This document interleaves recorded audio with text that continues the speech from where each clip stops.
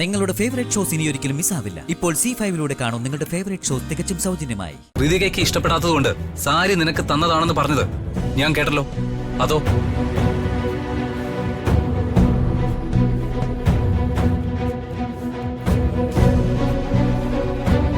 ഇതെന്തൊക്കെയാ ഇവിടെ നടക്കുന്നത്?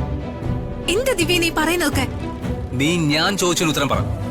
എന്തിനാണ് നിന്റെ ഹൃതിക മേഡം നിനക്ക് ആ സാരി തന്നു എന്ന് നീ പറഞ്ഞത്?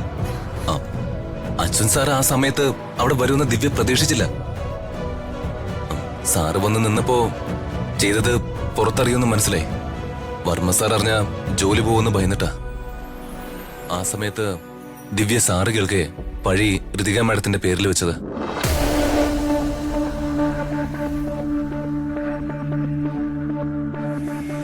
ഇതെന്താ ഇവനെന്താ എന്റെ പേര് പറയാത്തത്? ഞാൻ വർമ്മ സാറിന്റെ വീട്ടിലെത്തിയപ്പോ യാദൃശികമായി ദിവ്യയുമായി ഒരു ബന്ധമില്ലാത്തൊരു വിലപിടിപ്പുള്ള സാരി ദിവ്യ മടക്കി ബോക്സിൽ വെക്കുന്ന കണ്ടു. സംശയം തോന്നി ഞാൻ ചോദ്യം ചെയ്തപ്പോ ദിവ്യ സത്യം പറഞ്ഞു.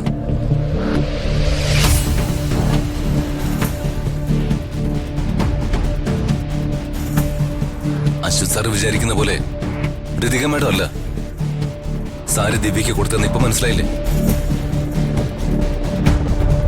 ശരിക്കും അശ്വിൻ സാറിന്റെ ഗിഫ്റ്റ് ആണെന്ന് കരുതിയ ഋതിക മേഡം ഈ ഡ്രസ് ഇട്ടുണ്ടോ വന്നത്.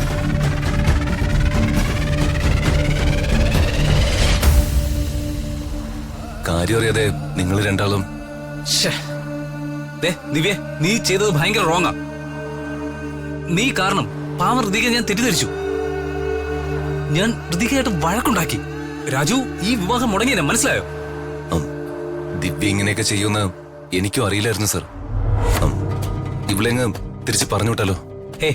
നോ, അതൊന്നും വേണ്ട. മനുഷ്യരല്ലടോ, തെറ്റുകളൊക്കെ പറ്റും. അവരുടെ ജീവിത വരുമാനം ഞങ്ങൾ കാരണം മുടങ്ങണ്ട.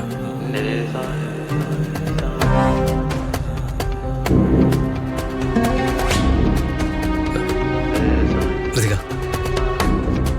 I am really sorry.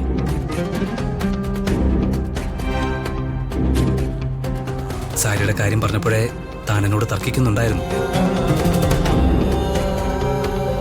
ഞാനത് പക്ഷെ കാര്യമൊക്കാത്ത തന്നോട് വഴക്കിട്ടു.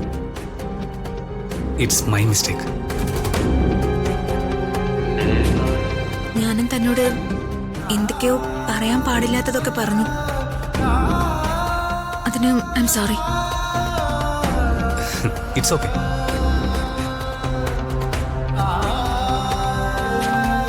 ചെയ്യാത്ത തെറ്റിന് എന്നോട് ദേഷ്യപ്പെട്ടതുകൊണ്ട് എനിക്ക് ദേഷ്യം വന്നത്.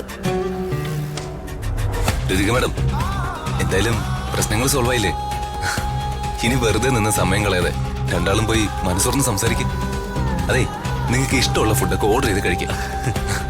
Thank you Raju, thank you very much.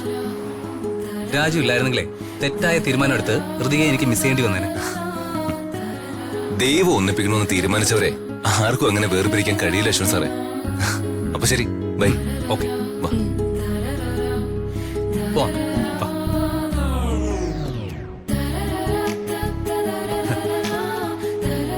തന്നെ ഞാൻ സമ്മതിച്ചു. തന്റെ നാവുണ്ടല്ലോ, എന്തൊരു മൂർച്ചയാ വാക്കുകൾക്ക്. താങ്കളും മോശമായിരുന്നില്ല. വാ, നമുക്കകത്തിരിക്കാം. ഡൗൺലോഡ് ചെയ്യൂ C5 ആപ്പ്. കാണൂ എല്ലാ എപ്പിസോഡുകളും സൗജന്യമായി.